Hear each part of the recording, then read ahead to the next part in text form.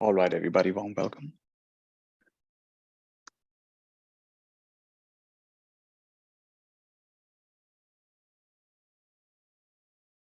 So welcome to this Agendaless session. I actually have no idea what I'm going to do, why we're here.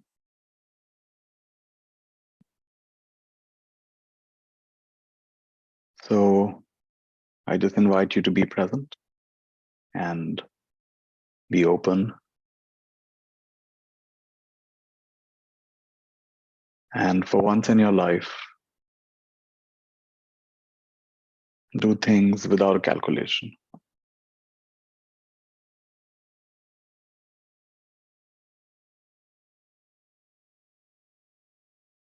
Because there's no guarantee you'll get something out of this, or you'll benefit from it, or your life will improve in any way. That itself is somewhat rare. At least it's different.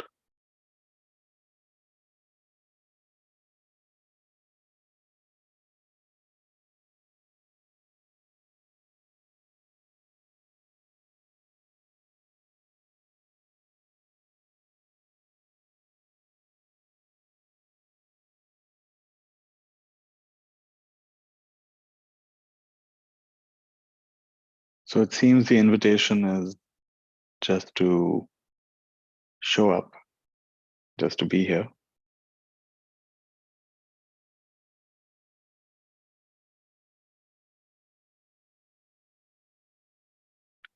Take in this moment of aliveness, awakeness, or semi-aliveness, semi-awakeness, whatever state you find yourself in.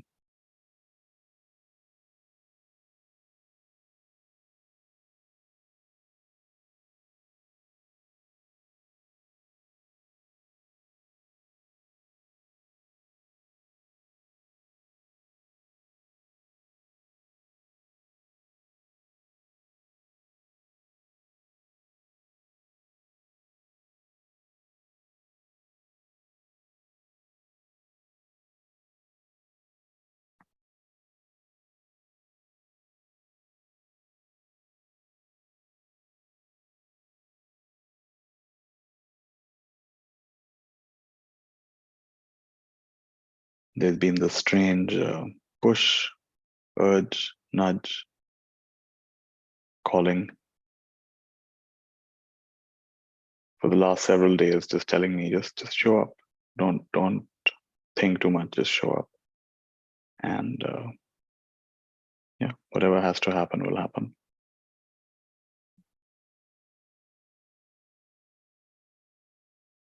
And this morning it was like, you have to do it now. All right. So here we are.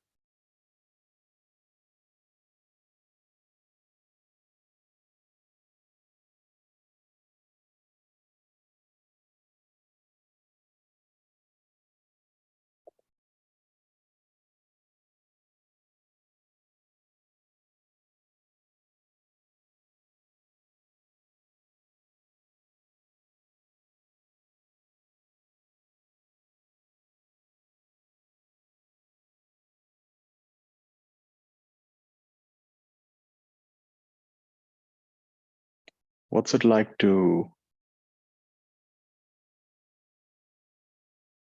not want anything from yourself?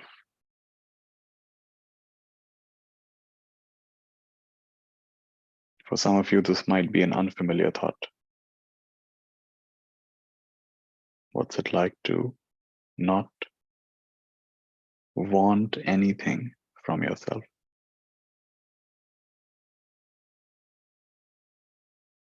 Because for many of us, this whole life has been about a constant ask,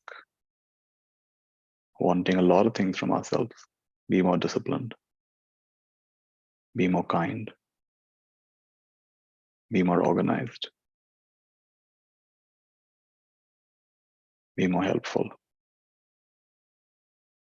be a better husband, wife, father, son.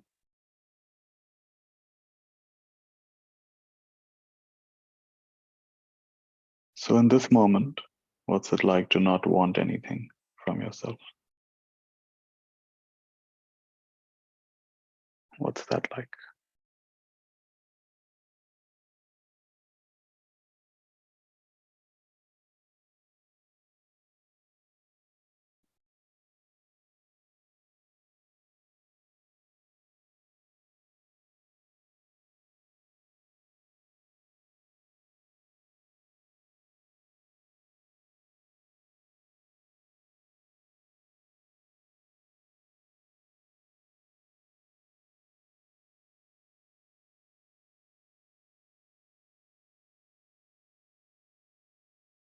How many layers there are to this?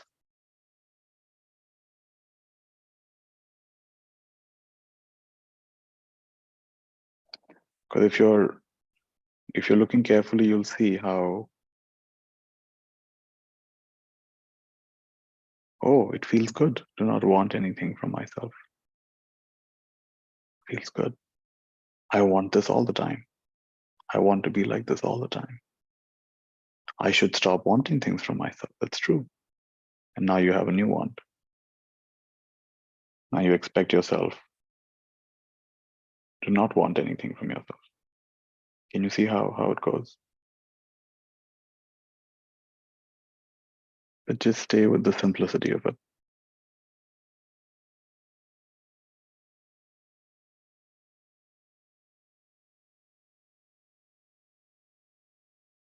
Just for one clean moment. What's it like to not want anything from yourself? And maybe it'll never come again in the same purity. And that's okay.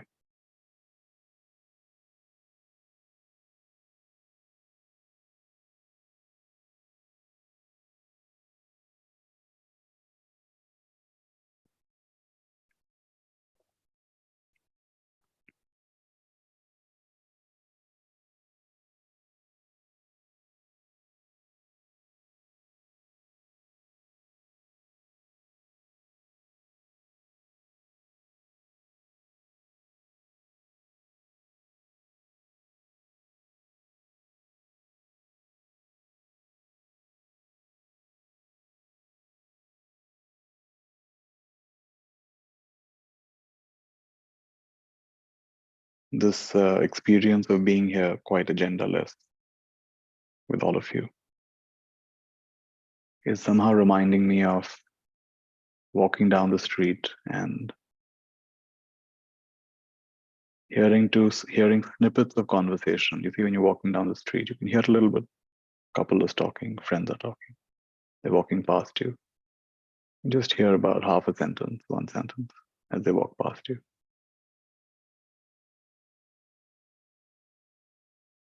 Snippets of conversation. And that's a whole world for the people walking past you. That's their whole world. That's what they're discussing. That's what they're thinking about. That's what they're engrossed in, involved in. But for you, you just had a glimpse and you moved on.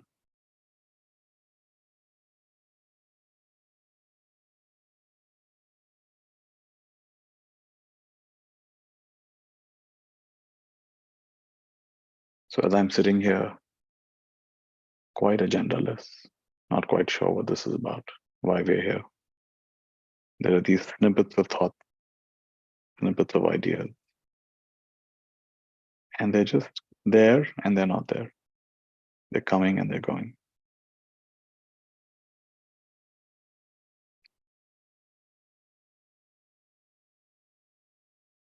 And I'm never quite sure which one will decide to elaborate itself, which room we'll enter,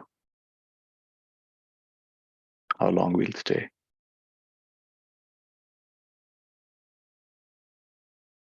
Never quite know.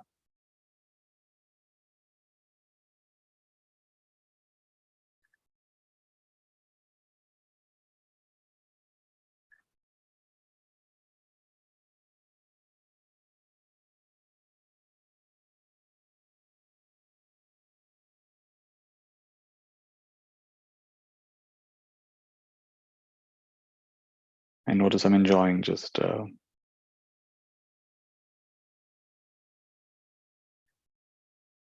feeling into the silence, feeling into the simplicity of this, feeling into what's happening with the body.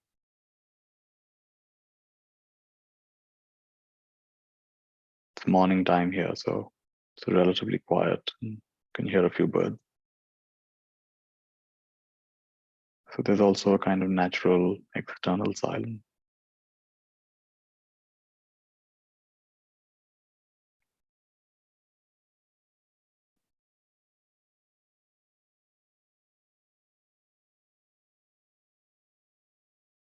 It's a silence that's not afraid of sound or activity. It's just free of it, not limited by it.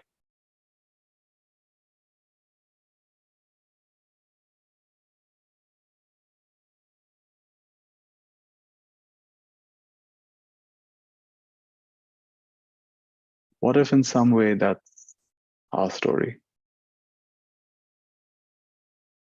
That yes, there's an identity, yes, there are these roles, yes, there are 100 things you have to take care of, bills to pay, messages to reply to, expectations to fulfill, promises to keep. And yet there's a part of us that is not limited by that, is not hypnotized by that, is not defined by that.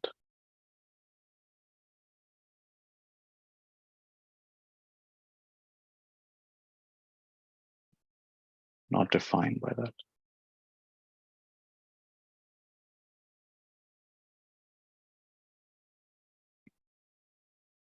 That's the agendaless part of us.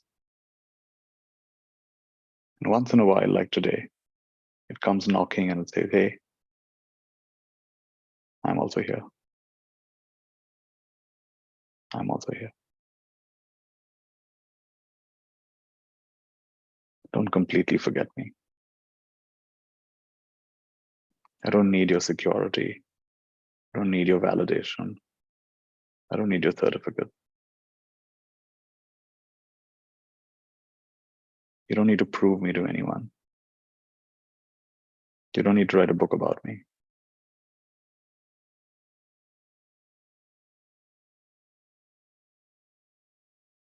You don't have to explain me using philosophy or ideas. I'm here.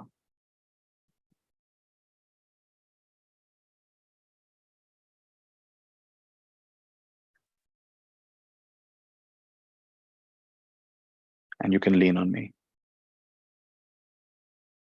You can rest in me. Remember me.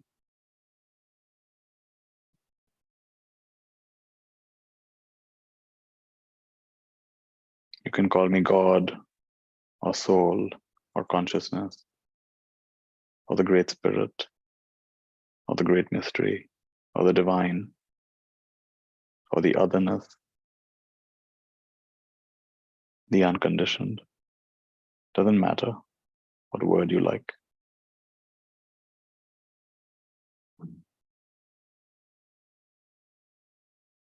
Each of these words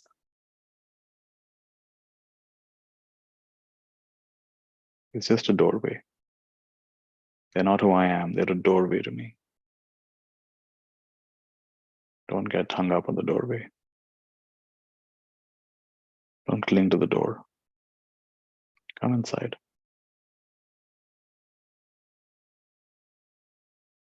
Come inside.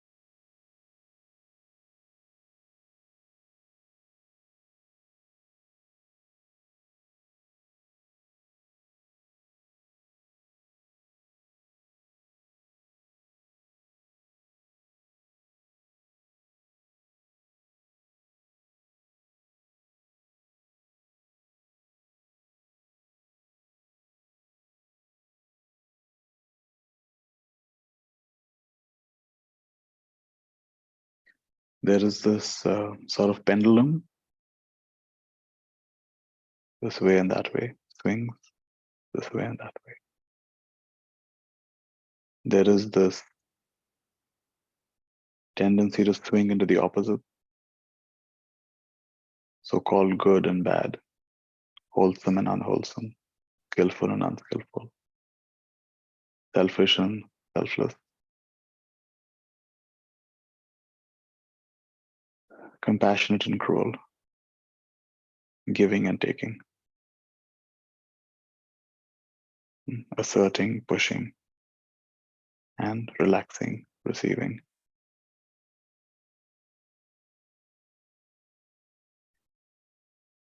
You look at your life in terms of these rhythms, ups and downs, more focused, more productive, goal-oriented, and times when no goal makes sense, no effort makes sense, nothing makes sense. Times you feel very supported, times you feel completely abandoned, times you feel that you belong, and times when it all seems fake. There's no depth there. There's no real belonging or connection there.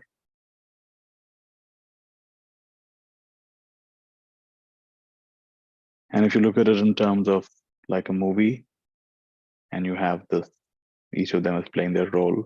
We have this protagonist, you have this antagonist, this hero, you have this villain, you have all the other characters, the whole cast. And each one's playing their role.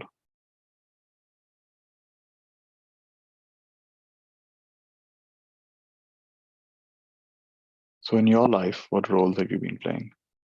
What has been the particular mix of skillful, unskillful, attached, detached, goal-oriented, living without any specific agenda or goals, just reacting, responding, going through life, flowing in some sense.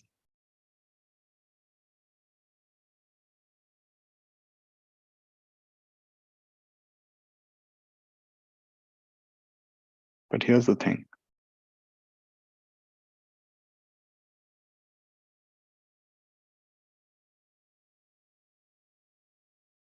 We've probably played the role of villain and even hero many times. And of course, the different shades in between. We've gone all out into I don't care. I'll do whatever I like. Let other people deal with it. And also on the side of, oh, I'll be responsible. I'll be careful. I want to support and help everybody. I want to be there for everybody. But here's the thing.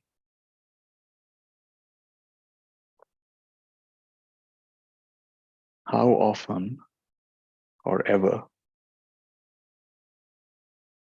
have you gone all out in the direction of totality, neutrality,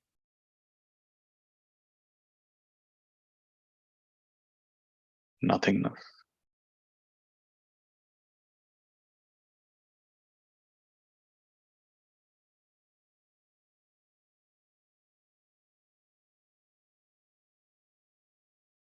That doesn't even have to make sense. Just listen to it.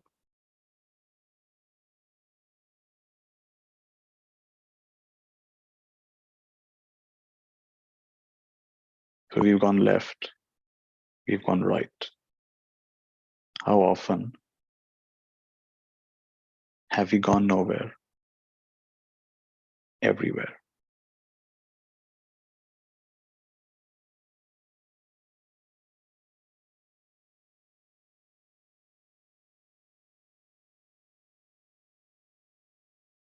We've taken the left turn, we've taken the right turn. How often have we become the earth, become the sky? Do you see how it's a completely different paradigm? It's just one whole level above.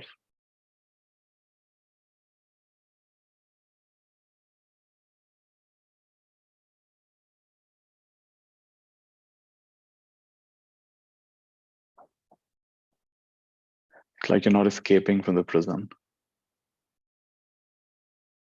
You're dissolving the prison.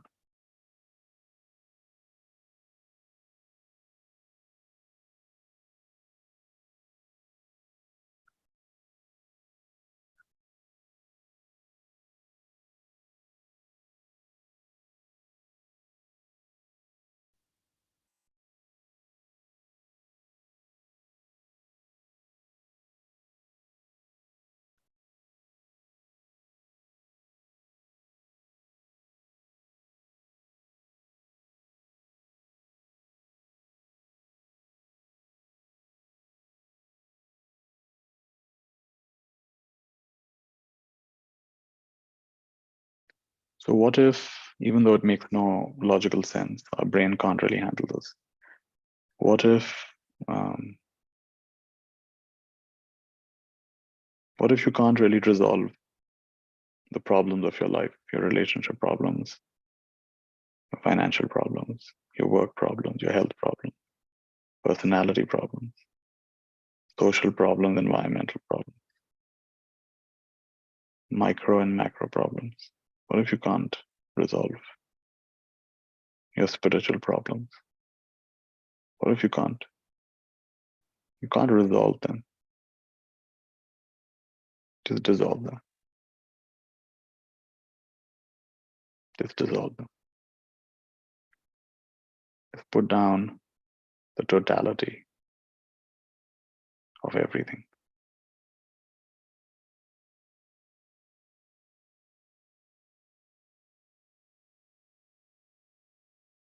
Is it still a problem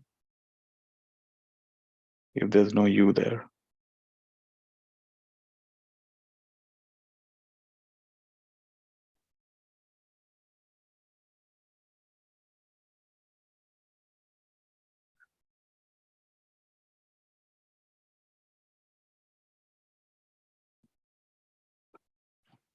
Like I think of the Amazon rainforest and how systematically they're cutting it down, and so many native people who live in the forest, the animals who live in the forest, are losing their habitat.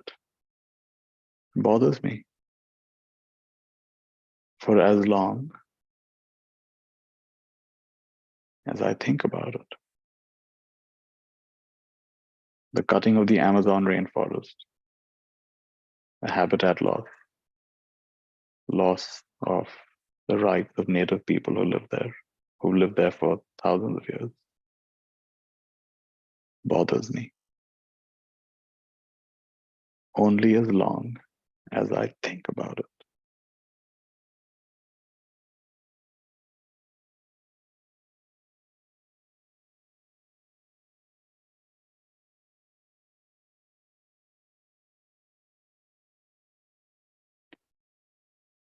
So there has to be a me for there to be a problem.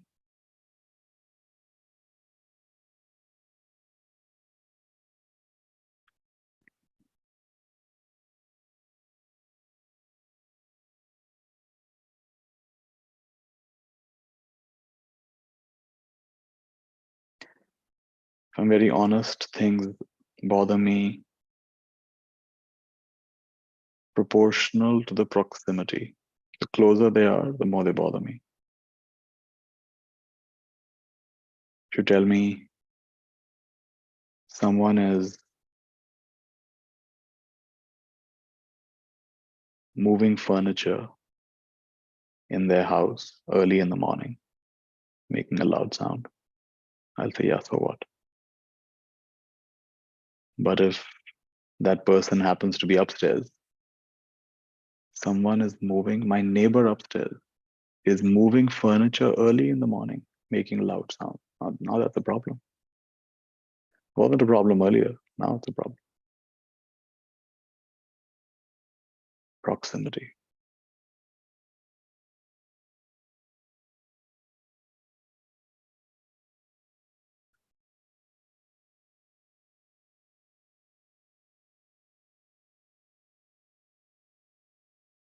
So can you see how this,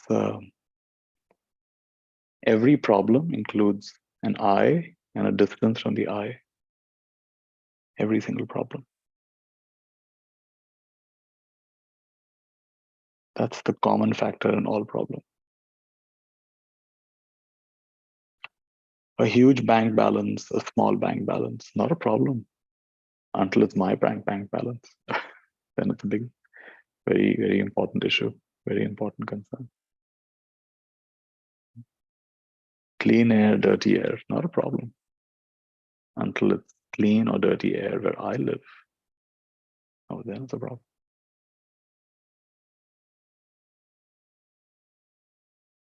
So then, if that is the main common point in all our problems, that's the main thread connecting all the pearls in the necklace.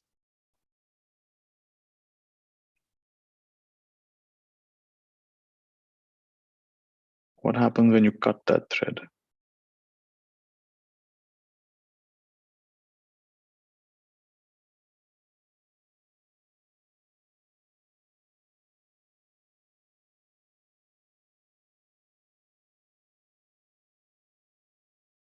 Yeah, you can't resolve this. You can just dissolve this.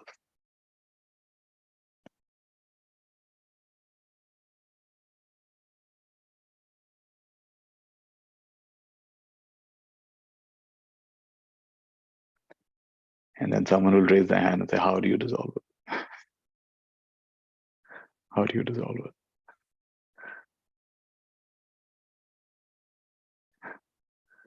So now we have a new problem.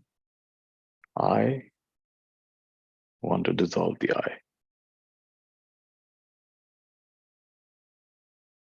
You're still on the same level, playing the same game,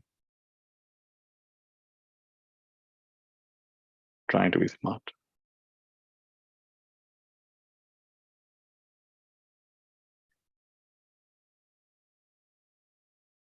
But it's not left, it's not right. It's not this way or that way. It's the whole earth. It's the whole sky. It's not about being more good or being less bad, or even being more bad, being less good. It's about the totality.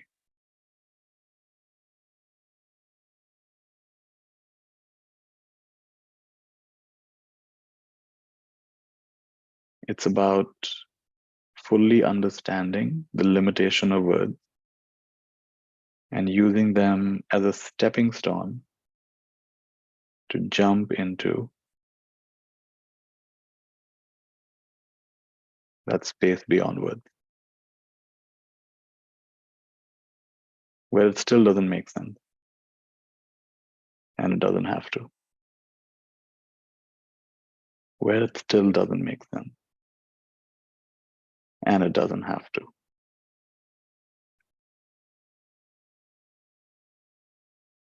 To use my words as a stepping stone into that place beyond words, and it still won't make sense, and it doesn't have to.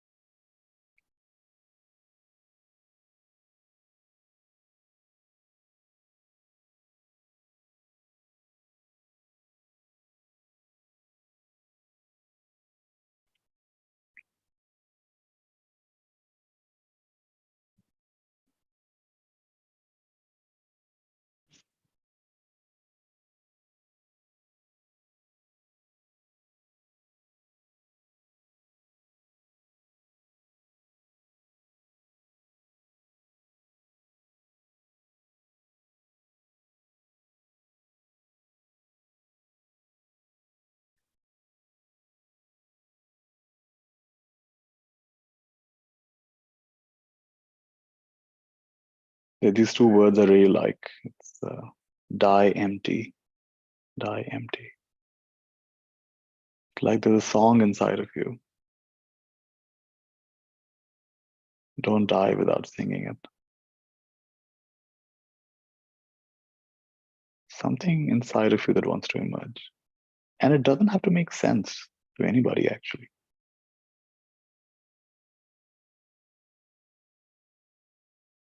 It doesn't have to be recognized by society. It doesn't have to be mentioned in the encyclopedia. It doesn't have to show up on Wikipedia.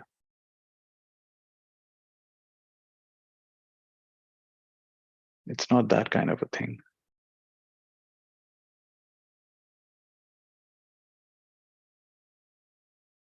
But it's something you need to grapple with. I need to grapple with. We all need to grapple with. Somehow we're here. And it's damn confusing. With everything you thought you figured out, sooner or later shows up to be yet another blind alley.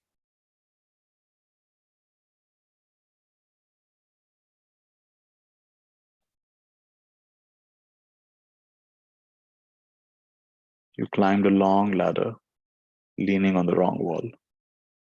Again and again we find this. Again and again we find this. So we have to ask ourselves, and this is a very private question. You don't have to tell the answer to anybody, actually. What does it mean for me to die empty?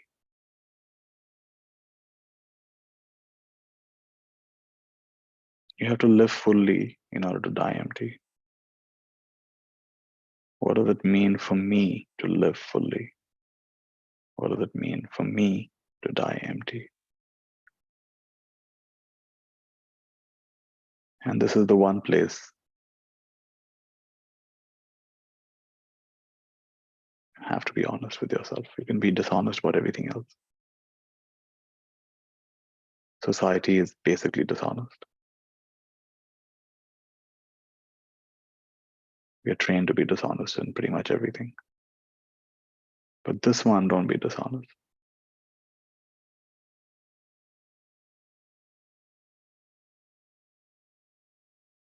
It'll suffocate you if you are. It'll absolutely suffocate you. What does it mean to live fully? And what does it mean to die empty?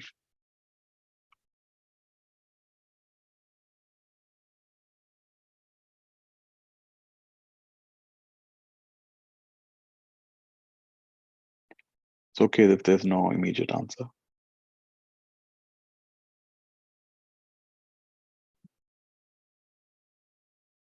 Question has its own weight, its own gravity, its own magnetism, its own magic. This question has its own atmosphere.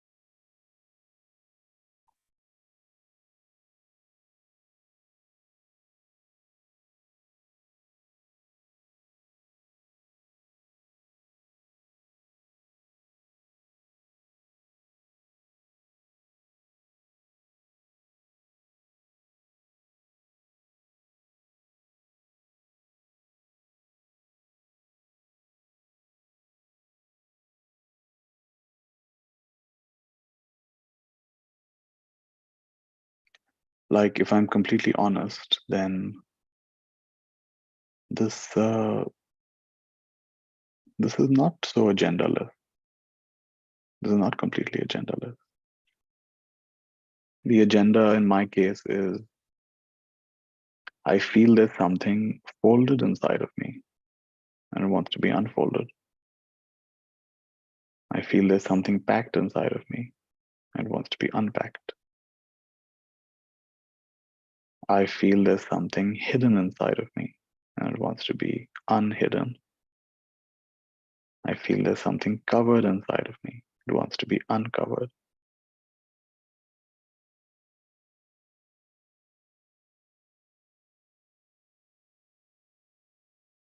I feel there's, something that wants to express itself.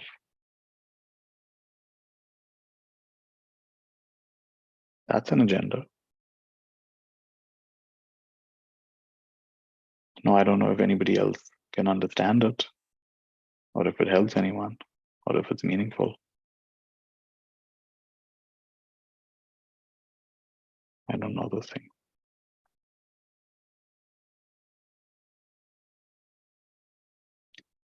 But for me, at some level, it is connected to living fully and dying empty. In some way, this is part of the answer. Living fully, dying empty. Even if it makes no sense to anybody.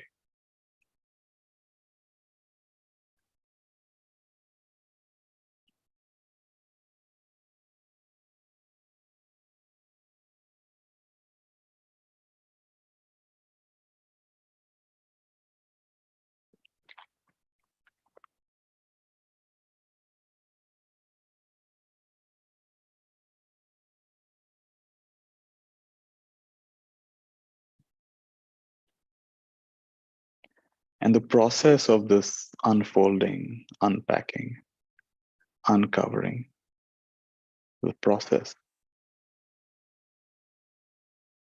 And it's not always while I'm speaking either, not always when I'm talking. It's a continuous process, the process of unpacking, unfolding, uncovering.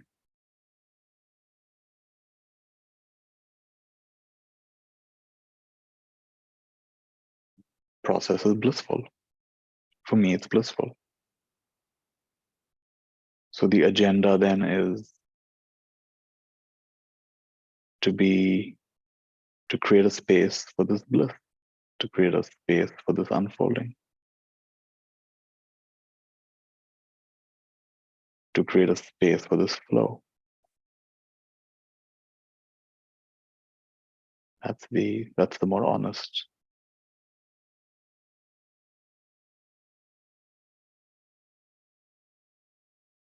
That's the more honest thing to say, That's the agenda. It's reminding me of that poem by Hafiz. The subject tonight is love. The subject tonight is love, and for tomorrow night as well. In fact, I can think of no better subject to discuss until the day we all die. The subject tonight is love,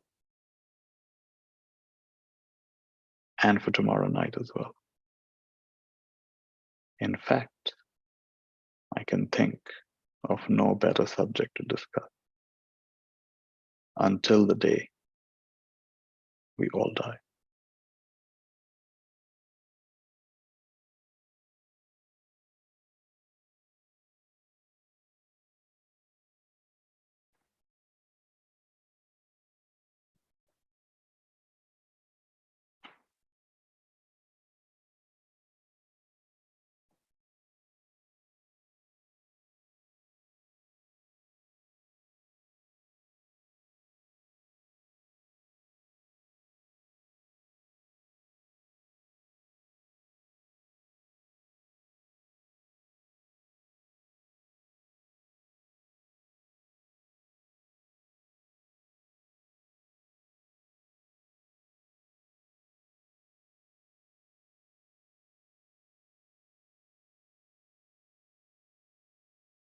So I guess every artist has their medium. Painters like to paint on canvas.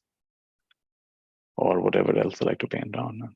Sculptors like to take some material and shape it in some way.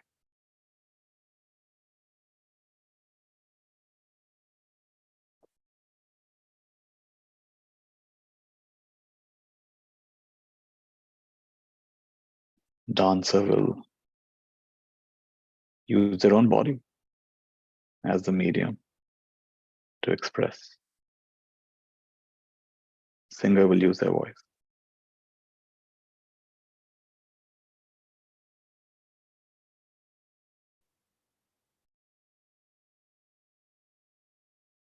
And so for me, the medium is the space in which the unpacking happens, the unfolding happens, the uncovering happens. And it happens by itself. And it goes in unexpected ways. It opens up in unexpected ways. Like the painter doesn't ever really know what the brush will do.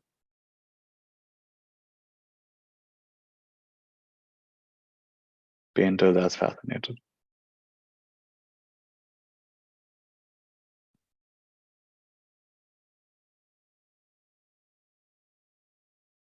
Delighted and shocked by how it's all coming together.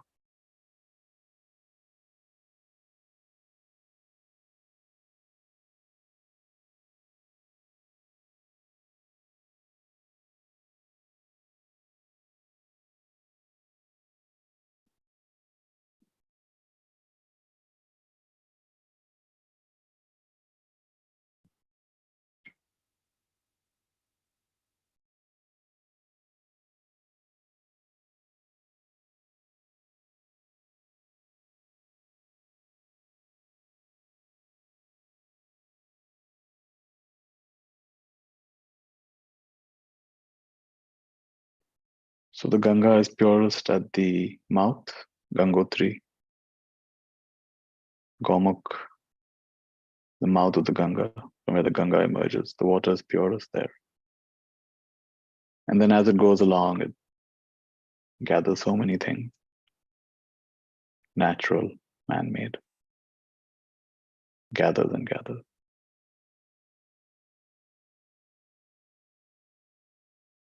So in a way, this space of relative agendalessness,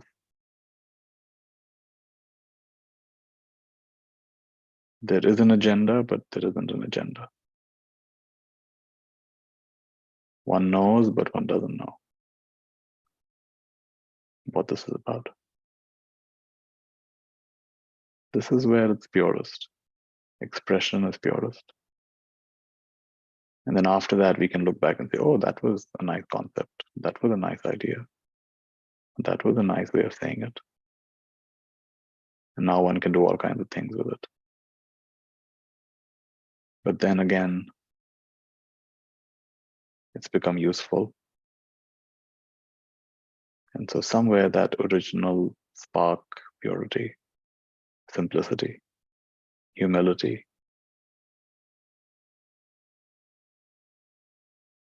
gets lost. Can you see that in yourself? Can you see how what began as very pure, very spontaneous, joyful, whatever it is that you do in your life, then later on became calculated, later on became clever? Can you see that? And it's not to say that it's wrong. It's not about right or wrong. Just notice it. Don't go so far away from your source that now you're just lost in cleverness. Come home. Come home. Come to Gomukh. Come to the mouth of the Ganga, the beginning, the source.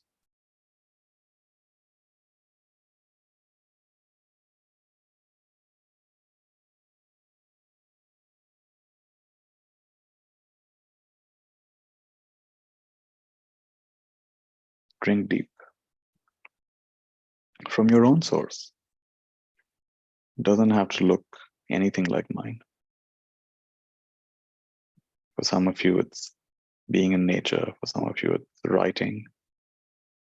Some of you, it's being with children.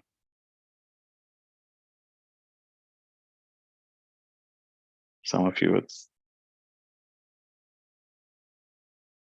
exercising. And somewhere in that, you just touch something really simple, really pure, really primal, really unadulterated, really clean. So life-giving. It's the one atom of honesty in your whole being. The one precious atom of honesty around which everything else is a layer, yet another layer, yet another layer.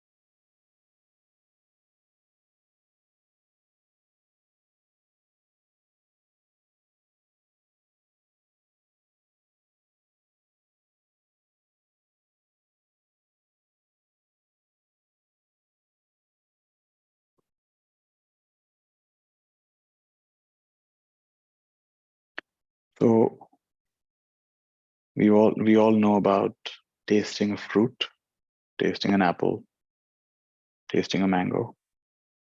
We all know what that's like. That's like tasting a fruit. You heard the phrase, the fruit of your effort, the fruit of your effort.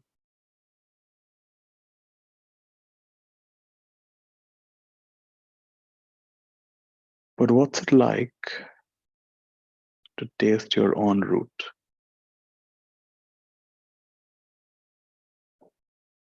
What's it like to taste your own root?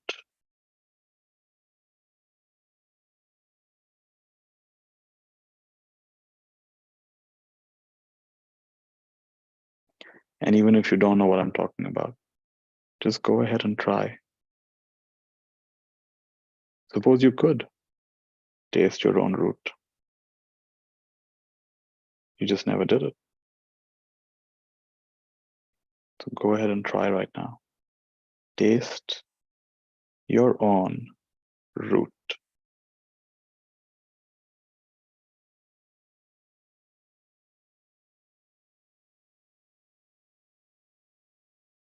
What is the taste of your root?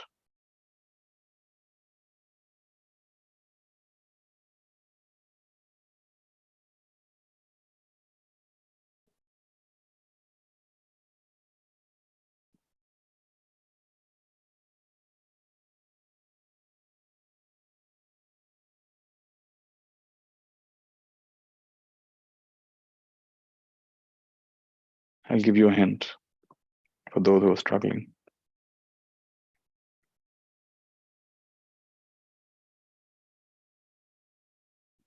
The taste of your own root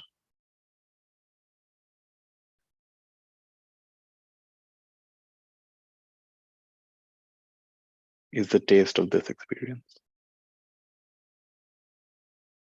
Exactly the way it is.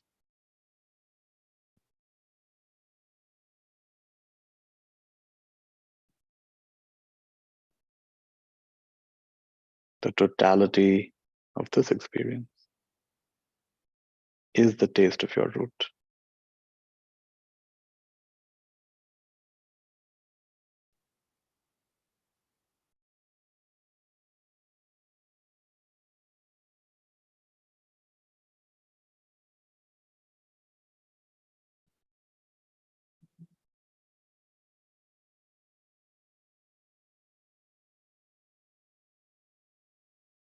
So let's go backward.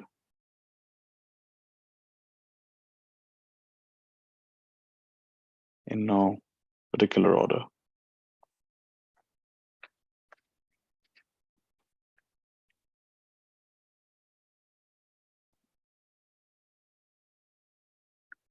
What's it like to die empty? What's it like to live fully?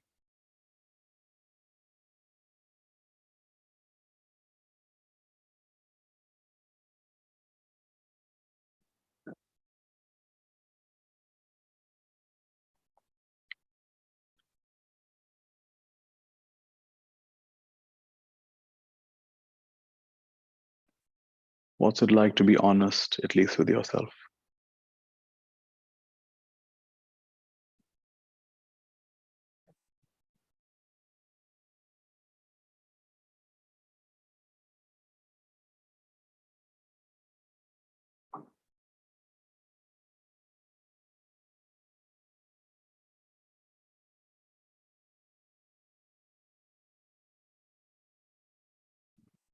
What's it like to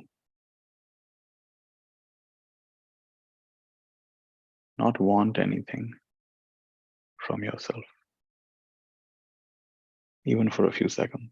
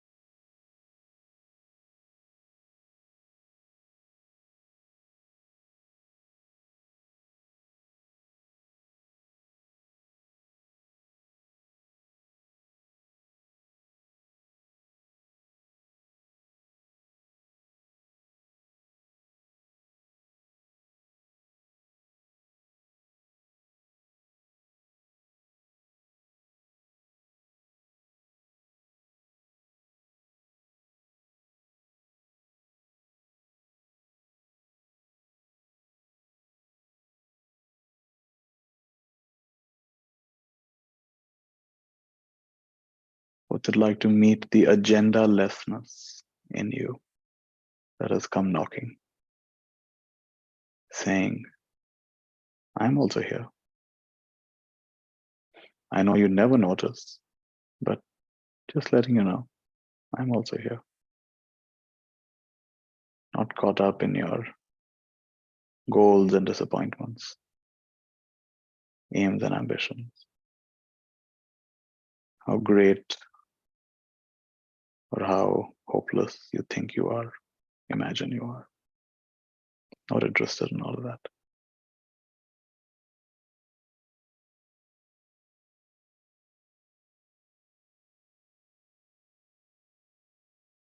What if it's not about left or right, up or down, good or bad, gain and loss?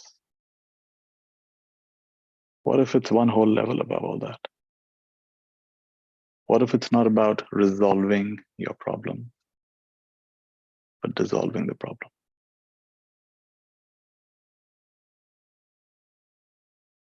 Dissolving the common aspect of all problems, I, proximity to I, either in mind or in time, or in space. Proximity.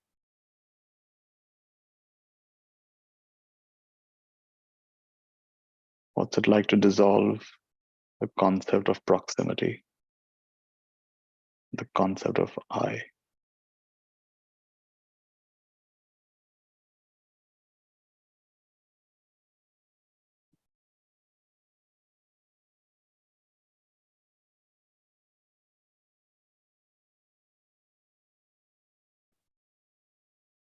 Dissolve it just for one moment. Don't try to dissolve it for 2 moments. That becomes too heavy. That becomes impossible. But dissolve it for exactly 1 moment. That is completely possible. And that is the entryway into a whole other level. It's the doorway into agendalessness.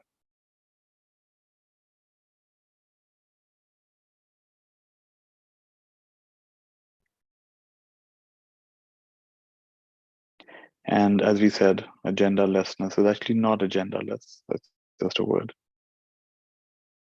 But there seems to be a higher agenda, cleaner agenda, faster agenda, deeper agenda, something more aligned, something more synchronistic, something where the entire mechanism works by itself, for itself, as itself. The whole mechanism of life works by itself, for itself, as itself. It's no longer you in opposition to something.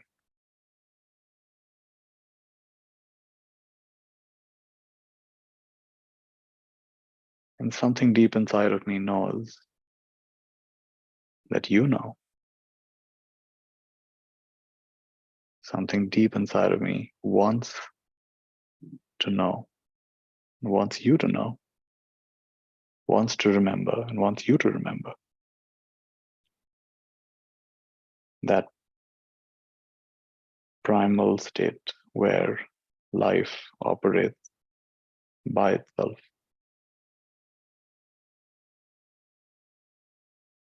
for itself, as itself. No friction here.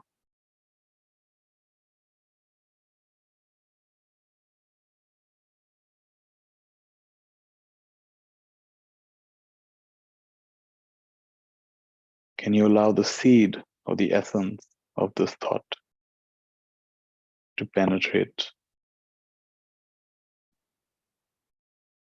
the middle of your middle, the center of your center, the mind of your mind, the heart of your heart, the light of your light, the soul of your soul?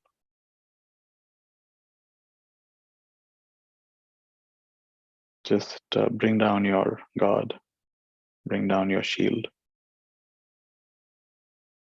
bring down your 1,000 defensive walls. Let this thought, this idea, just land softly. What's the idea?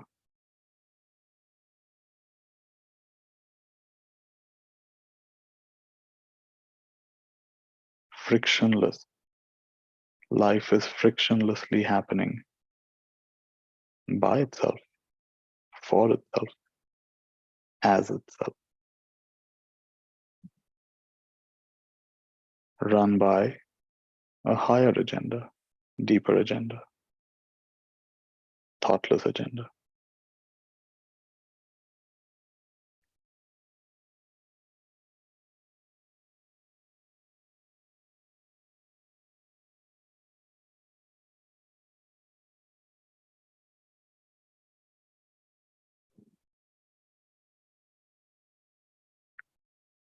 And with that, you can forget everything that was said,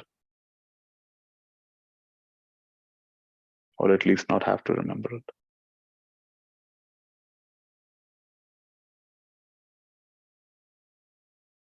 No pressure. No pressure to change. no pressure to be better in any way.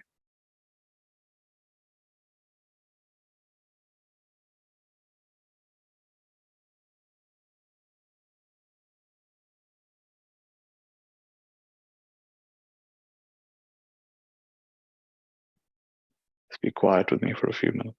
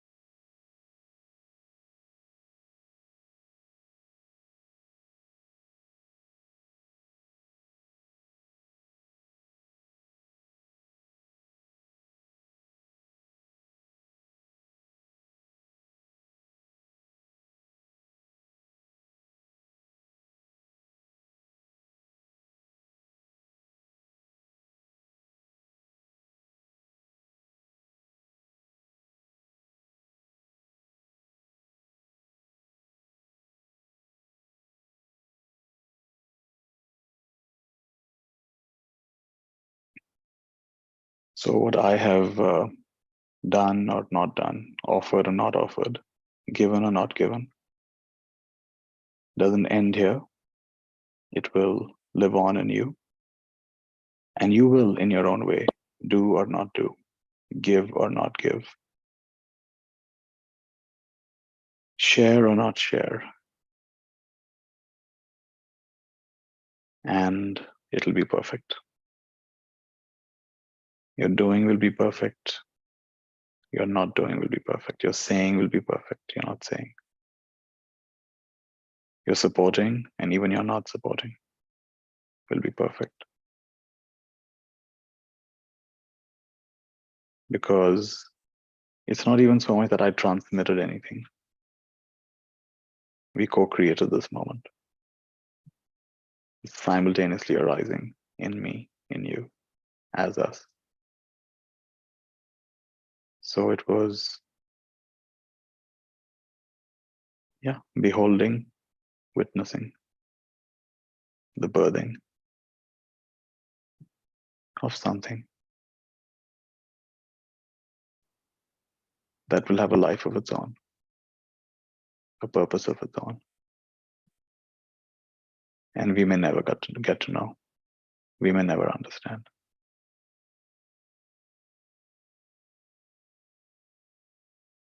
Because it makes no sense. And it doesn't have to. Because it makes no sense. And it doesn't have to.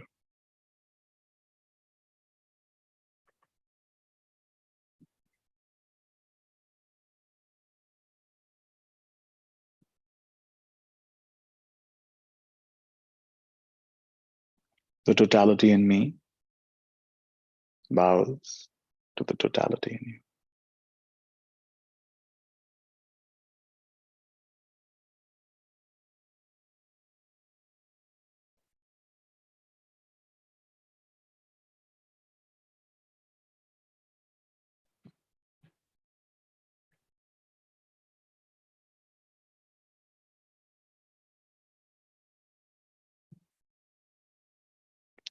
All right. Thank you, everybody. Be well.